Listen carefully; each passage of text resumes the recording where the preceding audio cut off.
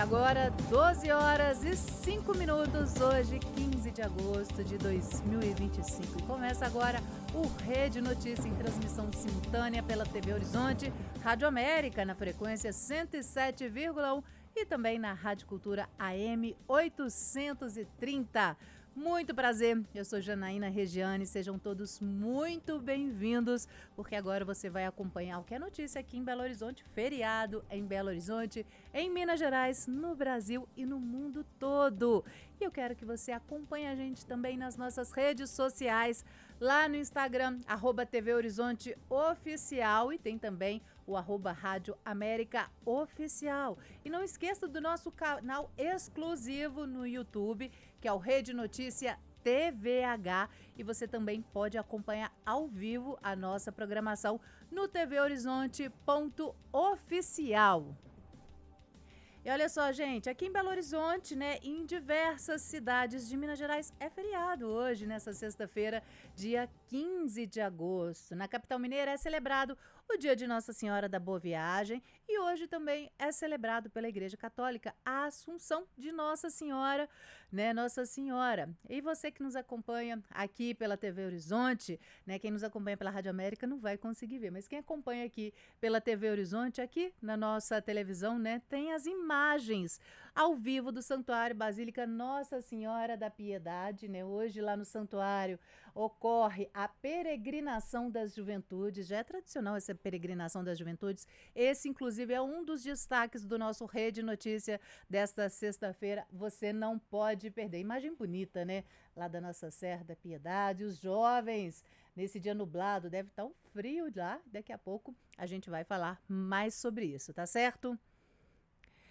E olha só, gente, foi preso hoje de manhã o influenciador paraibano Ítalo Santos e o marido dele, Israel Nata Vicente, em Carapicuíba, na Grande São Paulo. O influenciador, ele é investigado pelo Ministério Público da Paraíba, ele é suspeito de envolvimento em exploração sexual e exposição também de menores de idade em conteúdos produzidos para as redes sociais. Esse caso, ele ganhou muita repercussão nessa semana, né? Devido a denúncias do youtuber Felca.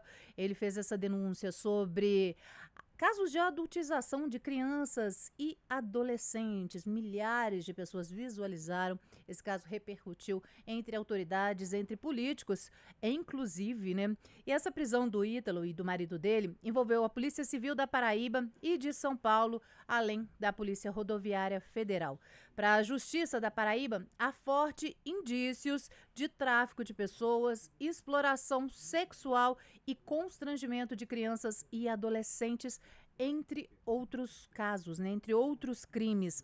Infelizmente, esses casos de crimes, né, de violência cibernética contra crianças e adolescentes cresce cada vez mais. Quem traz os detalhes agora para a gente é o repórter Newton Lopes.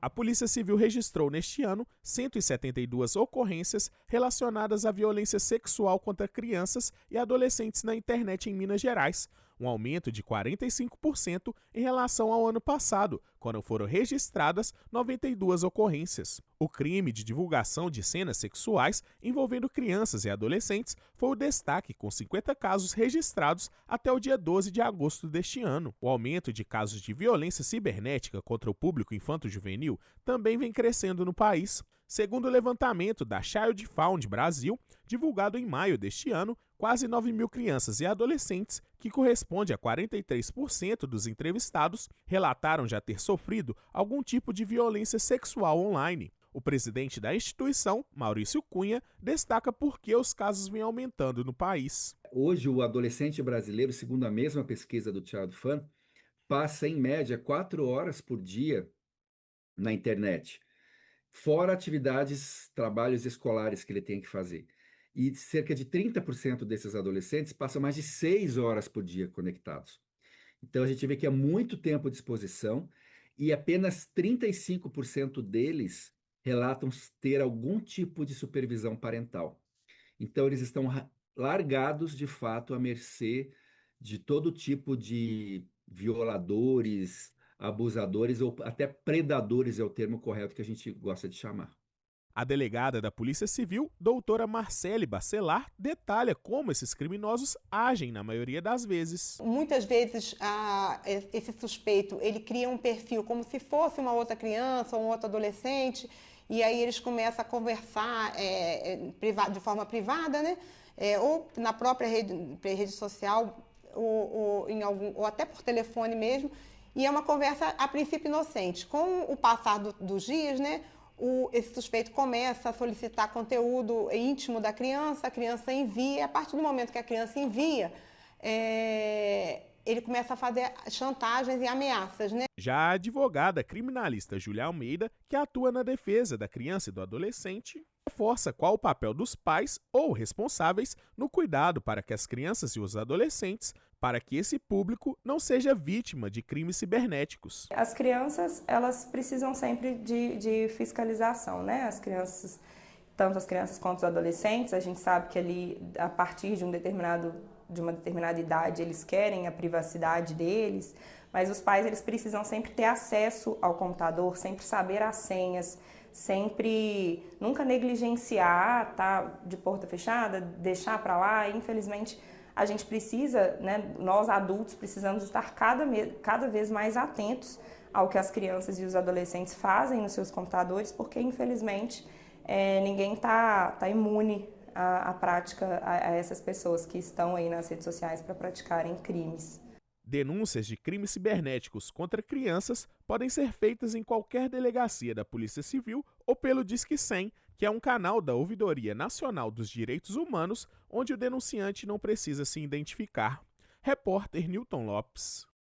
Por isso é tão importante os pais e responsáveis ficarem atentos a todo e qualquer tipo de conteúdo que as nossas crianças e os nossos adolescentes consomem, né? Como a gente sempre fala, às vezes as crianças e esses adolescentes estão dentro do quarto, estão trancados ali dentro do quarto e às vezes estão correndo risco dentro da própria casa. Então, vocês que são pais, são responsáveis, fiquem atentos a tudo que é consumido, a tudo que seus filhos, né, e essas crianças e esses adolescentes consomem na internet. E olha só, gente, a Polícia Rodoviária Federal prendeu, na manhã dessa quinta-feira, 2 homens que transportavam aproximadamente, presta atenção nessa quantidade, viu? 100 quilos de maconha na BR-251, na altura ali da cidade de Salinas, do quilômetro 381 no norte aqui do estado. E de acordo com a PRF, o automóvel que era ocupado pelo suspeito seguia em direção ao estado da Bahia. Durante a abordagem, os policiais perceberam nervosismo excessivo, né, típico de quem é culpado, informações contraditórias por parte dos ocupantes. Além disso, também foi identificado um forte odor de maconha que estava vindo do veículo. Na busca, a droga foi localizada no porta-malas e no interior do automóvel. Essa droga, ela tinha como destino a cidade de Itabuna, no sul da Bahia. E o Ministério Público de Minas Gerais investiga série de mortes em presídio de Ribeirão das Neves, aqui na Grande Belo Horizonte. As informações agora com a repórter Gabriela Salles. No presídio José Martinho Drummond, em Ribeirão das Neves, na região metropolitana de Belo Horizonte. O caso mais recente foi na terça-feira, quando um detento de 43 anos foi encontrado morto na cama. Segundo a Sejusp, a Secretaria de Estado de Justiça e Segurança Pública, o preso não apresentava sinais de violência, mas recebia acompanhamento médico devido a um problema de saúde. Segundo a Comissão de Direitos Humanos da Assembleia Legislativa de Minas Gerais, o número de mortes no presídio em 2025 no estado chega a 30. O número representa casos em que houve briga entre detentos e outros em que os presos foram encontrados mortos nas celas. Em nota, a Sejusp informou que todos os casos são investigados e que foi aberto um procedimento administrativo para a apuração dos fatos. As investigações criminais estão a cargo da Polícia Civil. Repórter Gabriela Salles. E olha só, gente, agora mais um capítulo, né? No caso do suspeito de matar o gari aqui em Belo Horizonte nessa semana. Esse caso aí brutal, né, e banal também, numa briga ali, aparentemente, de trânsito. E a Justiça de Minas Gerais autorizou a quebra dos sigilos telefônicos e telemático do suspeito, do empresário René da Silva Nogueira Júnior, de 47 anos, que é acusado de matar o gari Laudemir de Souza Fernandes, de 44 anos, com um tiro, enquanto ele trabalhava na coleta de lixo em uma rua, né, aqui em Belo Horizonte. A decisão ela foi proferida ontem à noite a pedido da Polícia Civil e vai permitir acesso a registros de chamadas, de mensagens, de aplicativos, e-mails, localização e também os arquivos armazenados na nuvem.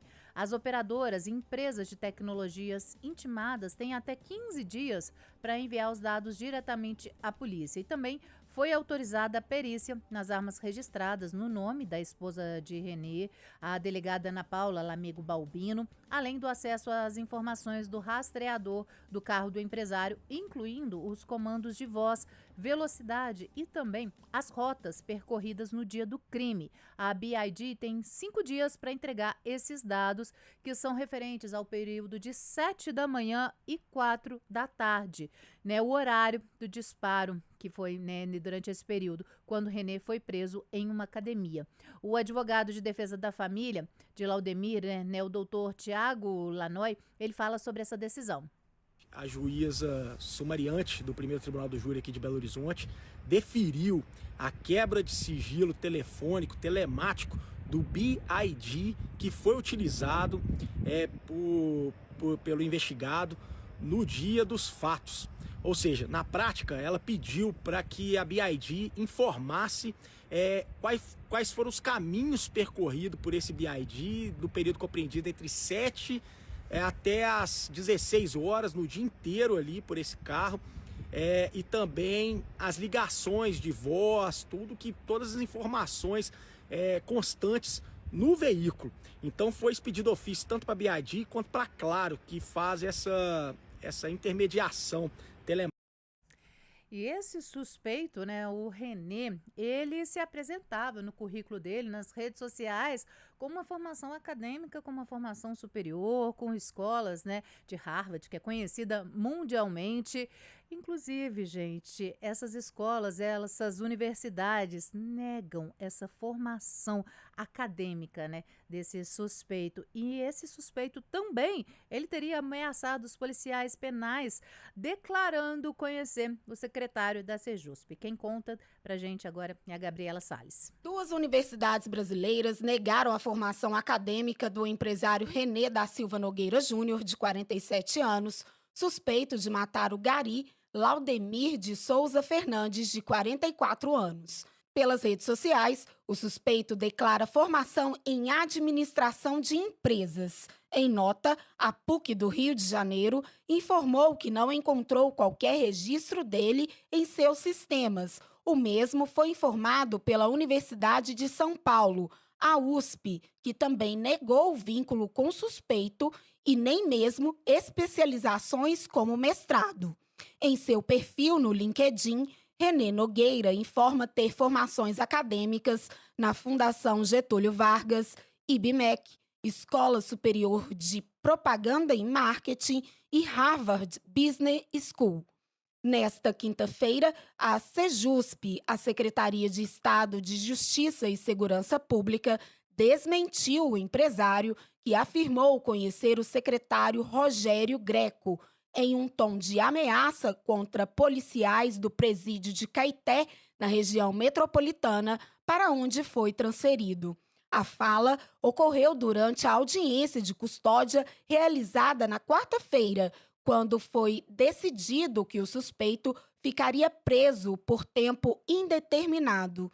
Em nota, a secretaria informou que Greco nunca teve qualquer tipo de relação ou conhecimento do suspeito e a fala é mentirosa.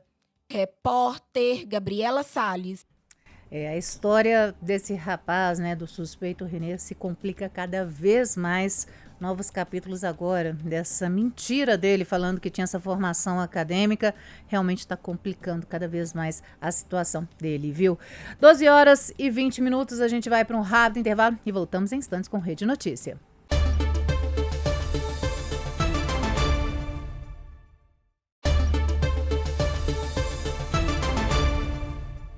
12 horas e 23 minutos, estamos de volta com Rede Notícia. Nessa sexta-feira, dia 15 de agosto, em transmissão simultânea pela TV Horizonte, no canal 30 e também pela Rádio América FM 107,1 e pela Rádio Cultura AM 830. E nesse feriado dessa sexta-feira, né, dia de Assunção de Nossa Senhora, os jovens, eles fizeram uma peregrinação ao Santuário Basílica Nossa Senhora da Piedade. Quem vai trazer os detalhes agora pra gente é o nosso repórter Giovanni Rodrigues. Boa tarde, Giovanni. Você tá aí falando direto do Santuário da Serra da Piedade. Como está aí o tempo e essa peregrinação? Conta pra gente. Ei, Janaína, muito boa tarde. Serra da Piedade, nesta peregrinação dos jovens, nessa linda festa, né, que marca aí a festa de Assunção de Nossa Senhora. Olha, um frio aqui, pessoal, vocês têm que ver, viu? Claro, a fé que aquece o nosso coração. Nesse dia da Assunção de Nossa Senhora, mais de 4.000 jovens estão aqui nessa peregrinação no Santuário Basílica Nossa Senhora da Piedade, em Caeté. Olha, a peregrinação ela foi marcada por fé, oração, paz e também celebração. Neste momento, o nosso arcebispo metropolitano de Belo Horizonte, Dom Valmor Oliveira de Azevedo, está celebrando a Santa Missa. É um momento aí de inspiração, viu, gente? É um verdadeiro contato aí com a natureza nesta peregrinação. É um momento aí também, né, claro, de fazer amizades, de construir um propósito com Deus. E olha, o pró-reitor para a comunicação e missão do Santuário Basílica Nossa Senhora da Piedade, Padre Samuel Fidelis, ele falou sobre o momento ápice desta peregrinação. Vamos acompanhar. É muito significativo ver jovens não desistindo da fé e deixando-se alcançar pelo amor de Cristo. Então, no contexto do jubileu de Nossa Senhora da Piedade, essa peregrinação da juventude sempre tem um lugar muito especial, sobretudo porque foi com uma jovem que começou a peregrinação aqui no alto da Casa da Padroeira. Então, nos enche de alegria e de esperança. Temos a oportunidade de, nesse lugar mais próximo do céu, unir beleza, tudo aquilo que já foi experimentado no primeiro momento da peregrinação, com uma celebração presidida pelo nosso amado arcebispo, que é sempre um momento muito significativo, porque na igreja particular, o arcebispo é a presença dos apóstolos entre nós, assim como aqueles primeiros que confirmaram a fé, a igreja nascente, é ele quem nos confirma. Por isso, une-se a sabedoria, a tradição da igreja, com aquilo que há de mais belo na juventude.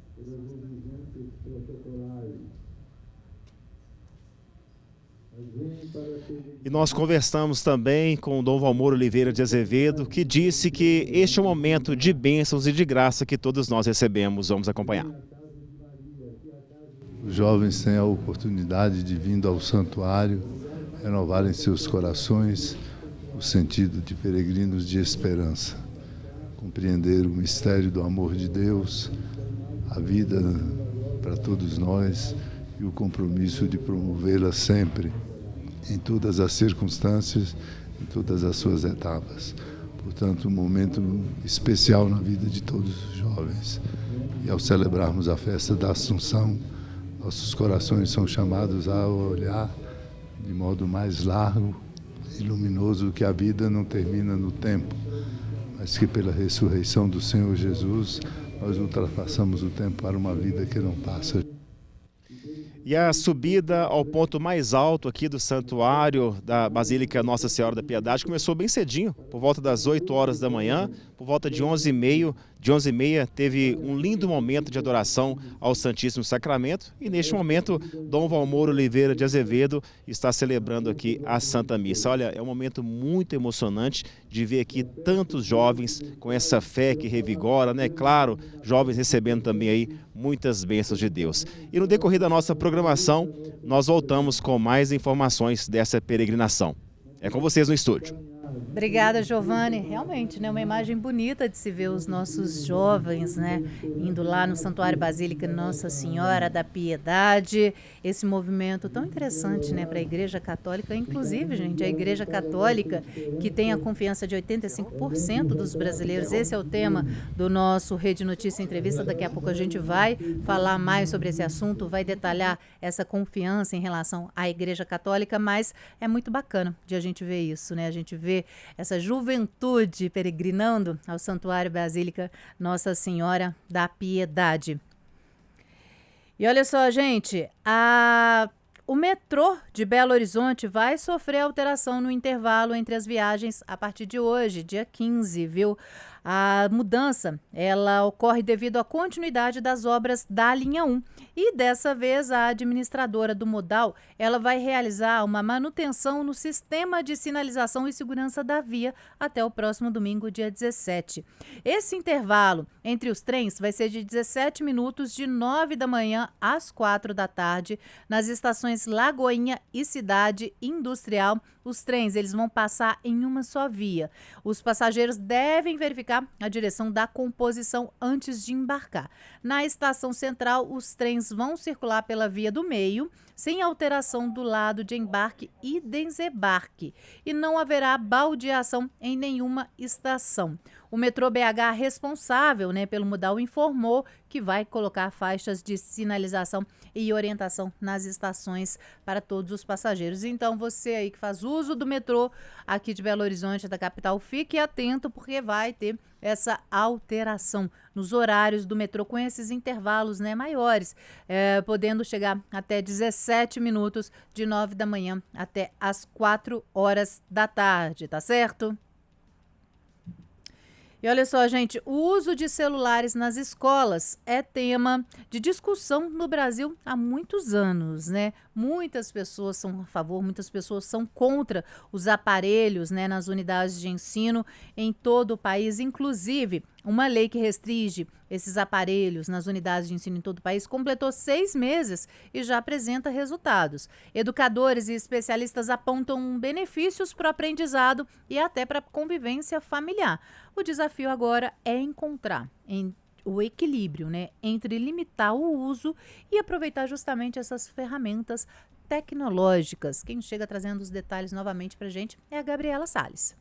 A Lei número 15.100 de 2025, que restringe o uso de celulares em escolas públicas e privadas de todo o Brasil, completou 6 meses. A medida surgiu em resposta a um crescente debate sobre os impactos negativos desses aparelhos no aprendizado, na concentração e até na saúde mental dos jovens. De acordo com a norma, cada rede de ensino tem autonomia para definir suas próprias estratégias de implementação. A lei, de alguma maneira, ajudou a dar força às famílias e mesmo às escolas para criar um mecanismo de esvaziamento desse desejo de estar o tempo inteiro conectado por parte dos estudantes, crianças, adolescentes, enfim. Então, muitos benefícios a gente já tem observado. Primeiro, uma redescoberta da socialização, do estar juntos, do jogar, do brincar, do conversar, que não acontecia, sobretudo nos intervalos de aula. E outra coisa importante é que tem se notado uma maior atenção ao foco naquilo que está fazendo, ou focar mais nas atividades, no prestar atenção, no raciocínio, mesmo no diálogo pensado, refletido. Então, são benefícios importantes que nós temos notado. 6 meses depois da aplicação da lei, as escolas ainda buscam a melhor forma de aplicar a norma. O desafio é garantir um ambiente livre de distrações, sem perder as oportunidades pedagógicas que a tecnologia pode oferecer. Desafios aparecem na esteira disso, obviamente, que eles hoje estão nesse relacionamento mais próximo, então pode ter mais conflitos, mas a gente vê que são benefícios, são desafios importantes e necessários. Da mesma forma, por exemplo, também o uso das tecnologias no cotidiano, que a gente tem que se programar melhor para poder usá-las. A redução do uso de celular em sala de aula favorece a atenção, melhora o rendimento e fortalece a interação entre professores e estudantes. A adaptação ainda exige ajustes, especialmente no equilíbrio entre proibir e utilizar a tecnologia como ferramenta de ensino. Desde a implementação da lei, temos percebido melhoras significativas na aquisição da linguagem, na coordenação motora e nas habilidades interpessoais dos estudantes. Eles voltaram a copiar, a escrever, a prestar atenção, a brincar no recreio, a jogar bola, a correr, conversar olhando olho no olho. Enfim, voltaram a viver um mundo real. A escola passou a ser também uma pausa do mundo virtual para viver o real. E o ser humano precisa disso, de viver e conviver com o outro. Repórter Gabriela Salles. E quem também acompanhou a peregrinação ao Santuário Basílica Nossa Senhora da Piedade, né, foram os repórteres Matheus Dias e André Muniz, que agora vão mostrar os detalhes desse momento. Vamos acompanhar. Santo Inácio, São Inácio, rogai por nós, intercedei a Deus por nós mais uma vez. Santo Inácio, rogai por nós, intercedei a Deus por nós. Encontramos um povo animado aqui da paróquia Santo Inácio e São Judas Eu tô aqui com o Ellison, que é coordenador dos jovens da paróquia. O Ellison, o tema deste ano da peregrinação é com a Mãe da Piedade sendo juventude, jovens da esperança. Como que você pode nos dizer que podemos transformar essa caminhada em esperança, os jovens da esperança da Igreja Católica? Acho que Nossa Senhora é o nosso maior exemplo, né, de obediência, de oração, de persistência, de fé. E a gente deve se espelhar muito nela. Eu acho que essa caminhada da juventude aqui para a Serra da Piedade nos ensina muito isso e nos ajuda muito a rezar dessa forma. E eu estou aqui com o Túlio. Túlio, é a primeira vez, é a sua primeira experiência que tem subindo a Serra da Piedade? Não. Todos os anos eu venho, participo, sempre volto, que aqui é um lugar para mim especial demais. E em uma palavra, como que você resume essa experiência de subir a Serra da Piedade junto à sua juventude? Eu acho uma questão mesmo de esperança, de ver tantos jovens meus, nossos aqui, vindo todos os anos, participando, enquanto muitos jovens estão se perdendo no mundo do crime, nos outros tipos de mundo, de tipos de pessoas, fazendo situações complicadas, os meus jovens, os nossos jovens estão cada vez mais perseverantes e esperançosos na fé em Cristo. Muitíssimo obrigado. Invadimos o ônibus aqui chegando na Serra da Piedade para a peregrinação. Estamos com um jovem aqui da paróquia de São Sebastião e Santo Edvígio, do bairro Serra Verde, Minas Caixa, com o Marcos. Marcos, qual é a expectativa de hoje para essa peregrinação? A expectativa é grande, é a quarta vez que eu estou vindo. Muito bom, estou com meus amigos aqui, meus irmãos.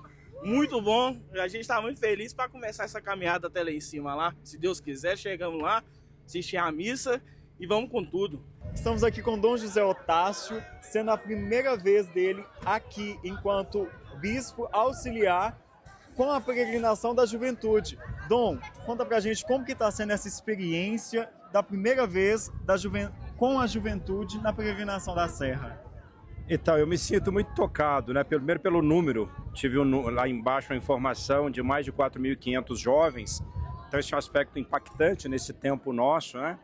Onde a fé, alguns anunciam o seu decrépito, né, como se não fosse um elemento importante, e ver esses jovens, muitos deles sobem rezando o terço. Quando nós olhamos no horizonte, guerras, pessoas que se ferem, né? E a gente pensa, da onde vem, então, esperar um futuro? E eu penso, vem da fé. Então eu diria para os jovens, não larguem a sua fé, né? E ver os jovens com um terço na mão, diz para eles, são dessas coisas pequeninas e simples que vocês vão alimentar esta esperança grande. E é muito bonito de ver essa juventude, né? Mais de 4.500 jovens subindo a serra nesse frio, né? Quem está escutando aqui pela Rádio América não conseguiu assistir, mas aparentemente estava um frio danado lá, super nublado, e mesmo assim a juventude na sua fé peregrinou até o Santuário Basílica Nossa Senhora da Piedade. Agora, quem também comentou sobre essa peregrinação, sobre essa importância, é o reitor do santuário, Padre Wagner Calegari. Vamos ouvir. Nós nos encontramos com os jovens e os jovens se encontram conosco. Nesse encontro nos encontramos com Cristo e Cristo se encontra conosco. Ele toma a nossa história, a nossa vida em suas mãos e oferece ao Pai, como o Padre pega a hóstia e oferece ao Pai. E depois que nós saímos, tendo comungado a Ele, desceremos para as nossas casas. E aí que está o detalhe. Comunga-se para ser mais corpo de Cristo. Portanto, o momento ápice é o momento onde eu escuto dele. Vá e seja onde você estiver a minha presença.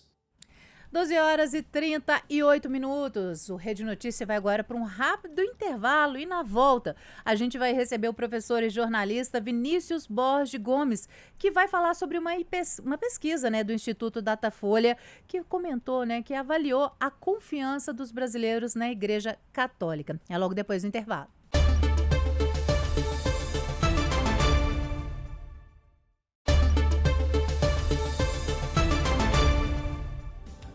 Volta com Rede Notícia nesta sexta-feira e hoje a gente recebe o professor da PUC Minas e jornalista Vinícius Borges Gomes falando de uma pesquisa, né, do Datafolha que apontou a Igreja Católica com 85% de confiança dos brasileiros, né, ficando como a primeira entre as instituições indicadas.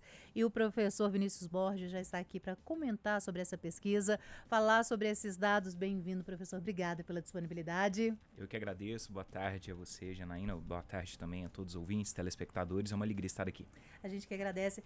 Professor, são dados significativos, né? 85% da população brasileira tem a confiança na Igreja Católica, né? Assim, mais da metade, quase 100% dos brasileiros acreditam na Igreja Católica, né? Exatamente. Esse dado, ele se torna ainda mais surpreendente quando a gente pensa no percentual de população católica no Brasil. Sim. O IBGE divulgou recentemente os dados do censo de 2022 e a população católica está entre 56%.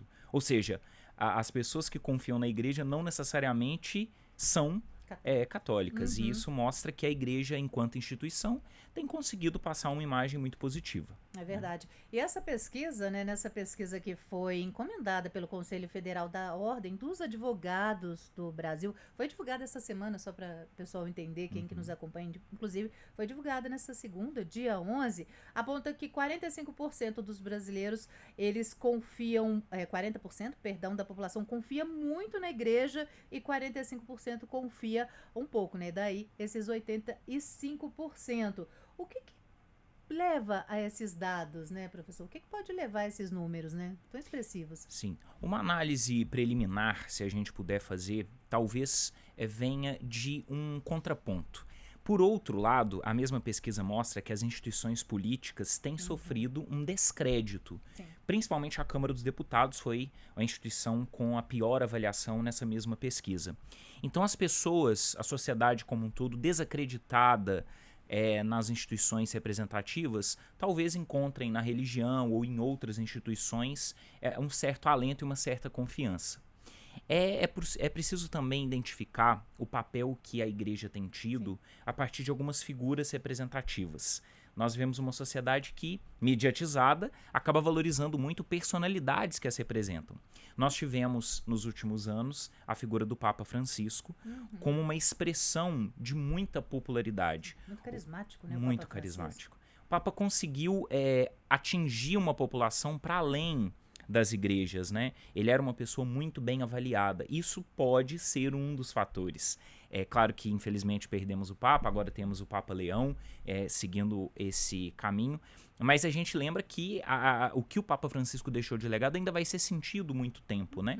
Especialmente também por ser um Papa latino-americano. Sim, é verdade. Alguém que falava muito a linguagem dos brasileiros, né? Então, acho que em um momento preliminar é possível dizer isso. E talvez acrescentaria a força dos influenciadores digitais católicos.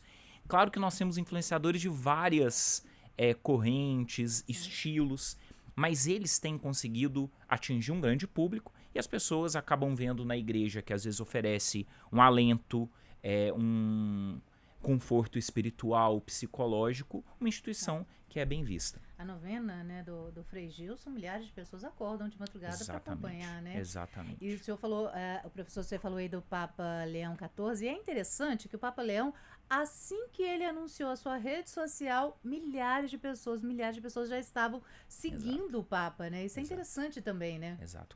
Nós vivemos uma era extremamente digitalizada. A igreja sabe disso, por isso debate o tema e se insere nesse contexto. E aí a força da figura papal como uma figura institucional também, ela tenha sido qual fosse o Papa, ele teria essa força. E aí o Papa Leão, assim que é eleito, quando faz suas redes, ele nem era uma pessoa de rede social. É verdade. O então cardeal era muito mais restrito nesse sentido, mas agora a força do cargo acaba compelindo a também estar nesse espaço. E é interessante que uma das preocupações do Papa Francisco, né, dentre várias que ele sempre levantou as pautas, foi em relação à inteligência artificial, né? Exatamente. E a responsabilidade da igreja também no tratar disso em relação à inteligência artificial, né? Só que aí, professor, eu vou pedir para o senhor comentar isso depois do intervalo, tá certo? Com certeza, vamos falar assim. A gente vai agora para o intervalo e voltamos em instantes falando mais sobre essa pesquisa Datafolha que aponta 85% dos brasileiros, né, confiando na Igreja Católica.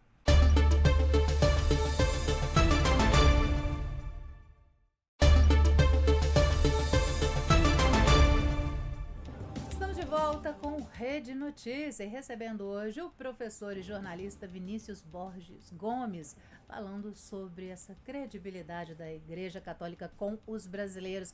E professor, no último bloco a gente tinha feito a pergunta, né, em relação à inteligência artificial, né, justamente a responsabilidade da Igreja em relação a isso também, né? Exato.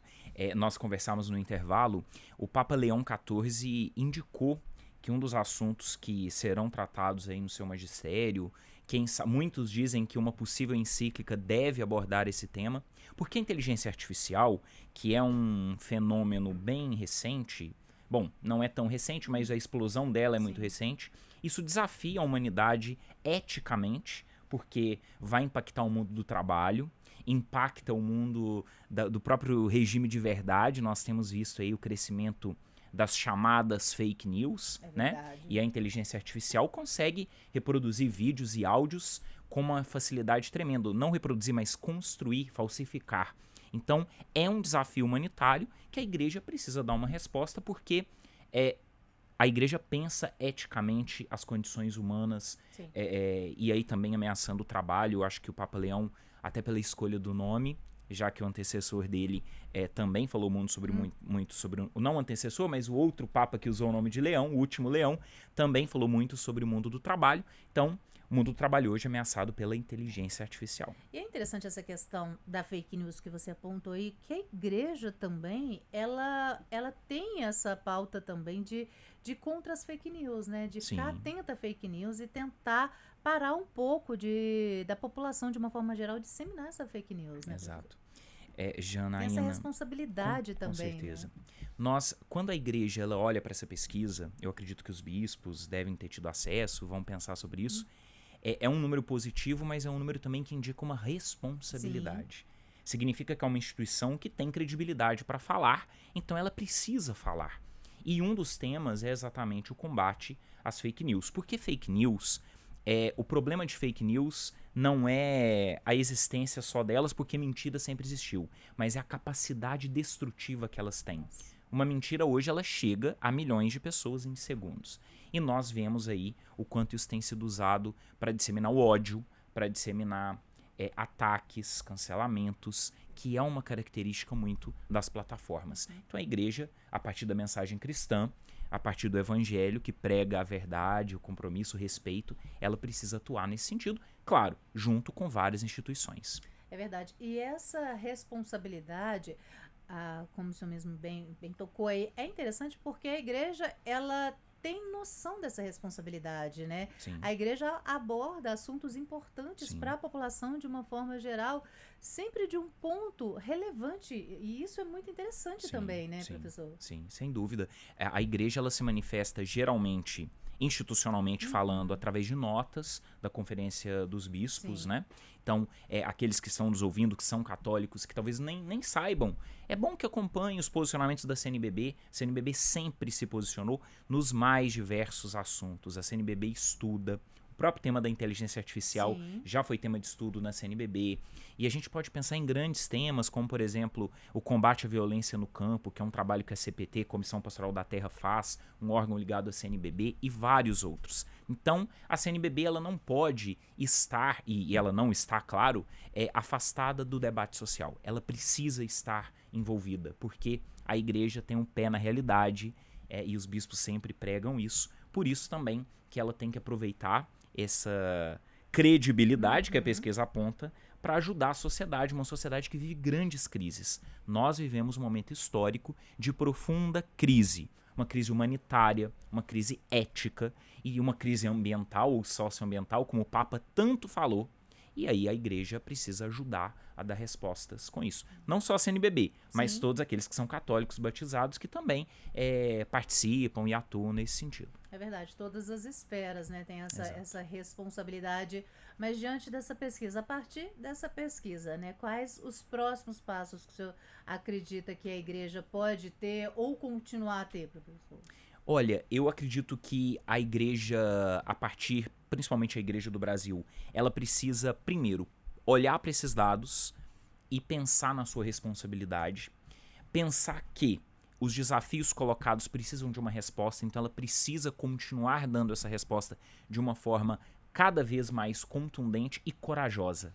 O Papa Francisco dizia que ele queria uma igreja em saída, enlameada. Eu acho que isso não se perde, é um mantra que precisamos repetir. A igreja precisa continuar em saída, precisa estar junto daqueles que mais sofrem, só assim ela vai conseguir continuar tendo credibilidade e também dar respostas. As respostas que precisam ser dadas vão ser dadas a partir do momento que a igreja sair de um olhar para si mesma. O Papa Francisco usava essa expressão, uma igreja que olha para si mesma, uma igreja que não avança. Então a igreja precisa cada vez mais olhar para fora, para os desafios e ser uma igreja que aponte respostas. Não que ela vai resolver tudo, não é isso, mas é uma instituição que está inserida nesse contexto e pode contribuir de uma forma muito profunda, profícua e positiva. Certo, queria agradecer ao professor e jornalista Vinícius Borges Gomes por abordar, né, por trazer essas informações, esses dados tão importantes. Professor, muito obrigada, viu, pela Eu sua que agradeço a participação você, aqui. toda a sua equipe, a todos que nos acompanham. É sempre um prazer estar aqui. A gente que agradece.